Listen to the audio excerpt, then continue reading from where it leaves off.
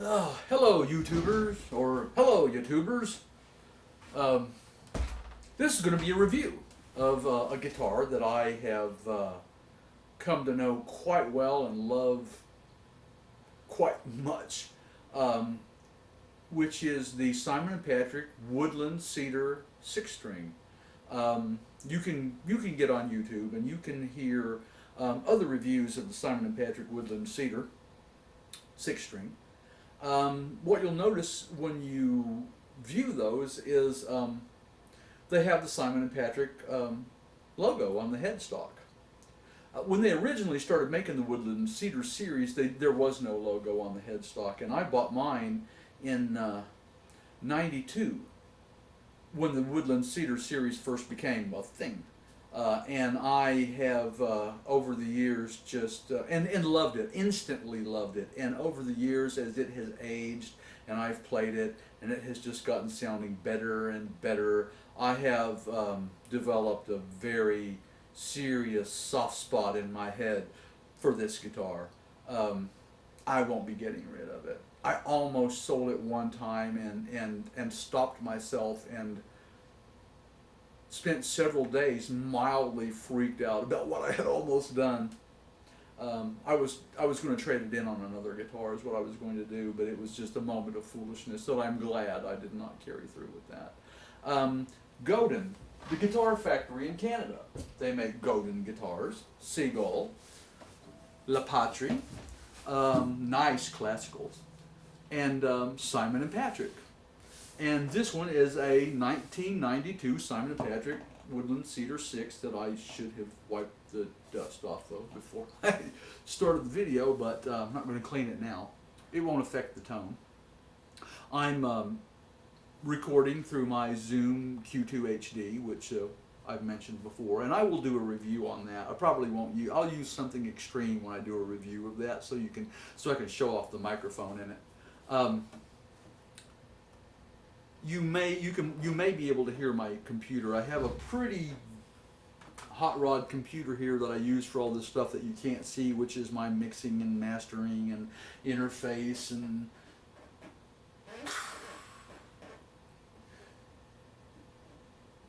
mixer, MIDI input devices, drum pads, more drum pads behind the chair. But anyway, so I've turned off the other two fans in this room, so this won't be too long because I'm going to get overheated before too long. And so the only thing running besides the camera is this computer, and you may be able to even hear it. It's moderately quiet, so maybe not. In any case, this guitar, the build quality is incredible. The wood, it's a cedar top. The sides and back are red wild cherry. The craftsmanship is excellent. There's not a. The only bad spot on this guitar is a chip in the back of the headstock, and I did that. I dropped it, kicked it off the stand actually, just in a moment of stupidness.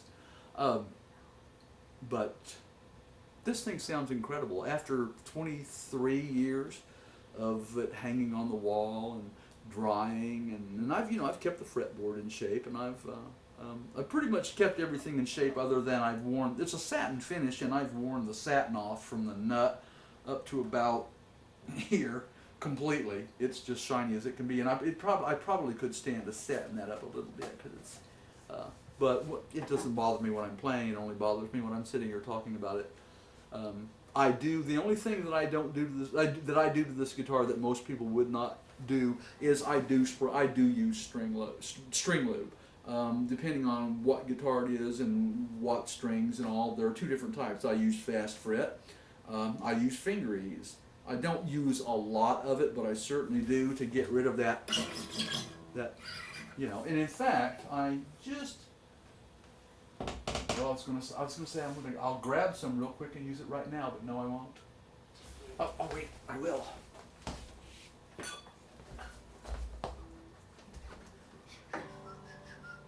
And of course, I should have done this off camera, but how about that? So you have to let it dry and wipe it down a little bit, and that looks dry here. We're good to go. All right. Oh well. Oh, much better. And I'm a little further from the mic than I would want to be, but I had to be to get the shot frame the way that I wanted it to. So that, you know, otherwise you're just looking at a little circle, me hovering over the sound hole of my guitar. Anyway, this the only thing that I've done to modify the guitar is I've added one of these Diodario Planet Waves Soundhole attachments, which is basically, it snaps into the sound hole, and it is basically a plastic inverted trumpet bell that in effect turns the sound box of your guitar into a folded horn, or at least it makes it act like a folded horn to a large degree. It increases the mid-range and bass response. And this was already a warm guitar. It's certainly warm now, but it hasn't lost the brightness that it had. It's just more. And it's just full body. You'll notice that I'm not using a pick, so it'll be a little warmer than if I were, but and I use picks. Sometimes people go, why don't you ever use a pick? And usually, here's what happens usually. Someone will hand me a pick, I'll stick it in my mouth, and I'll play with my fingers, and then I'll take it out of my mouth, and they won't want their pick back, so I'll stick it in my pocket, and now I have another pick.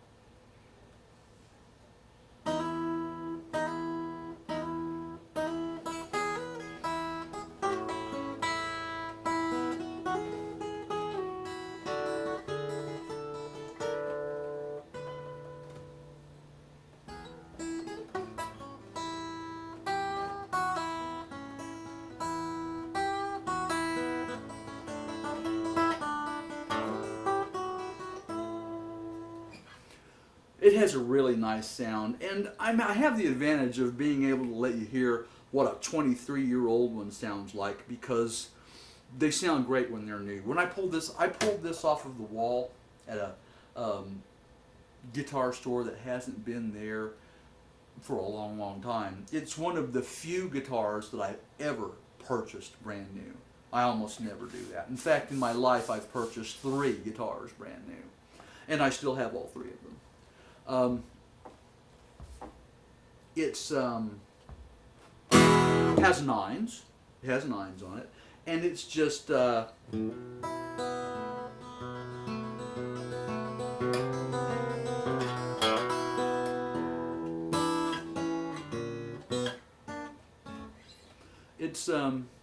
has a lot going on.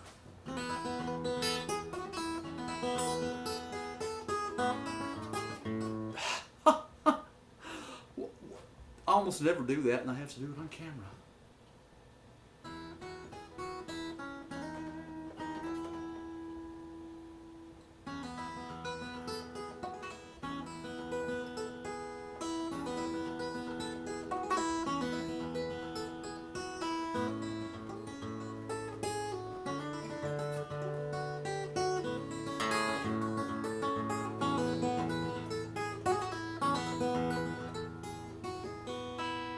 Should have trimmed my fingernails too. All this, you know, I'm going to write all this stuff down so I can remember it for the next time I shoot a video.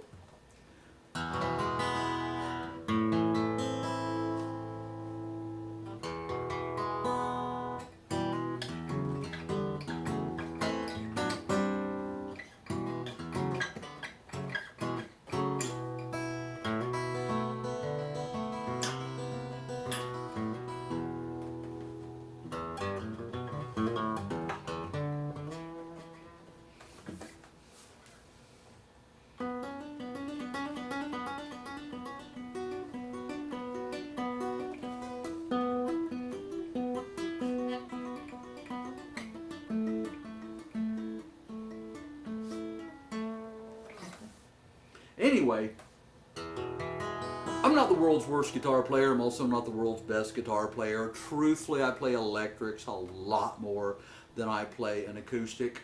But if and in fact, until recently, I only had one acoustic. I bought another old Lion. George Washburn's middle name was Lion, and their lower end range of Lion guitars. Now this is a spruce top. These things, by all of the luthiers, the professional luthiers that I know, these things are considered junk. This one had to have a neck reset. And when I told the best luthier around here that I had done that, he looked at me and he said, "That guitar is not worth doing a neck reset on."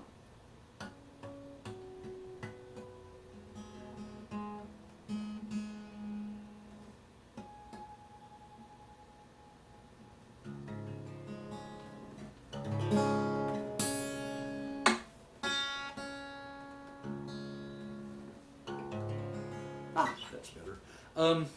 This isn't the one I'm reviewing, but man, I'll tell you what, these things, you can find them dirt cheap. Now, this one I have to run 10s on because since the neck reset, you have to run a slightly heavier gauge string on it so that it doesn't buzz, but, you know, I don't mind running the 10s on it, and it's just, it's fine with me.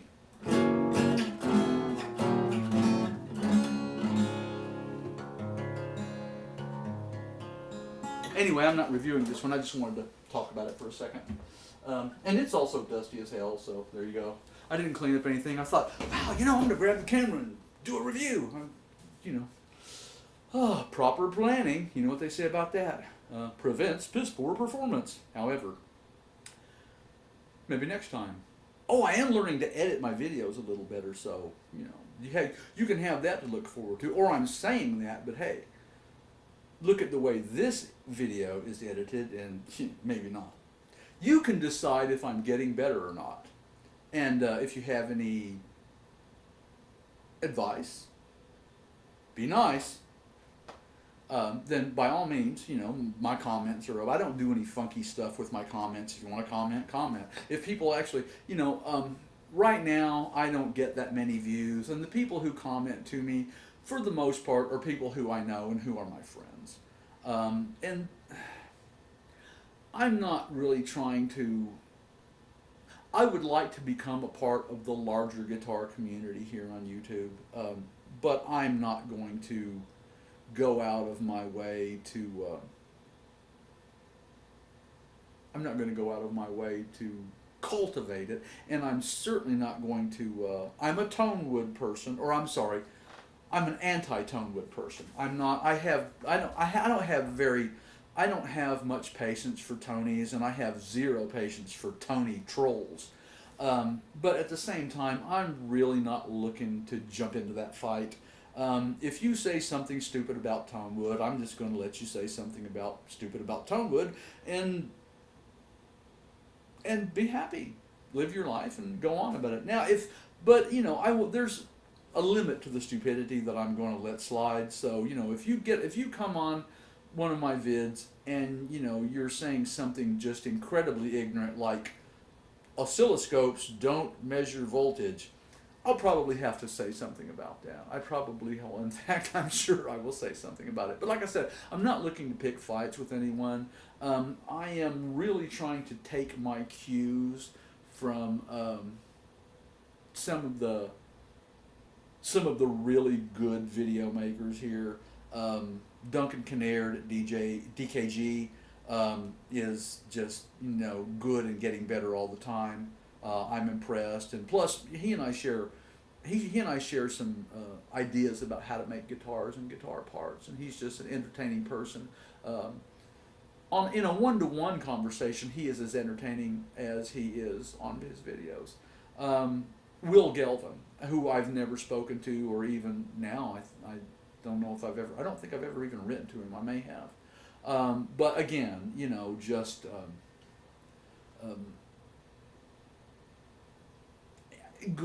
good content, good guy. Scott Grove, sorry he's gone, but I'm not going to be one of those people who are going to beg him to come back, because I'm just going to go over to his website and watch him over there. It's not a problem for me. I think the man should do what he wants to do. And there are others, Fletcher, Big D, Dark Luthier. I don't remember all. I need to write down these names so that I can do a better job of giving kudos and pushing people up where they deserve it. But certainly, I am not, you know. I would like to be an active part of this community, but I don't want to be an active part of a lot of the just plain bull flavored shit that goes on inside of this community. So I will pick my fights, and I will drop out of them whenever I wish. I'm not always in the best of moods. I have some health issues that are, that at times can become pretty dire. And I'm just, I'm doing this because I want to, and I'm going to do it the way I want to. And at this point, to some of you, it's probably obvious that I'm kind of sitting here just, picking my brain and making this shit up as I go along. And to a certain degree I am. I kind of thought, I don't like scripts. I don't want scripts. I stand up in front of large groups of people and run my mouth all day long for a living. Well, not during the summer because I'm a teacher. But the rest of the time, I mean, I'm in a room full of people. I'm standing up in front of it and I'm talk. So I don't like scripts. I have a basic idea of what I want to say when I come out here. And then I stumble over it the best I can. So anyway, and to the trolls, and well, to a troll in particular, Warlock Wyatt. Listen, I disagree with a lot of the stuff you say, and I disagree with the way you do a lot of things. I don't disagree with you about everything. I really don't. Listen, you hate where Fender puts their volume controls on their Strat. So do I. See, we have something in common. We have common ground. And what I would really like to see you do is what I'm going to try to do.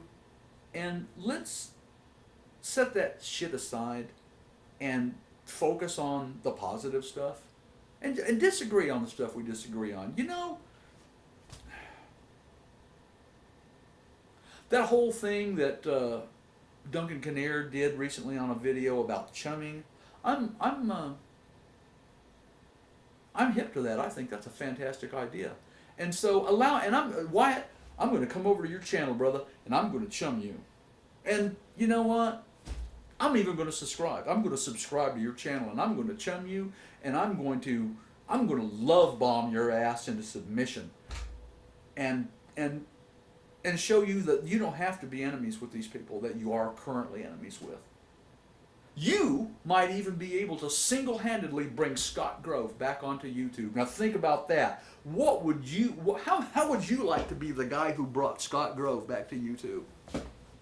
Hey, I'm just saying. A man can dream, can't he? Anyway, this is the end of my little soliloquy. I'm certainly glad you stopped by to watch at least a portion of this video. Of course, you're not hearing this part if you've already clicked off. And certainly, I wish each and every one of you a wonderful rest of your day and rest of your life. Be well.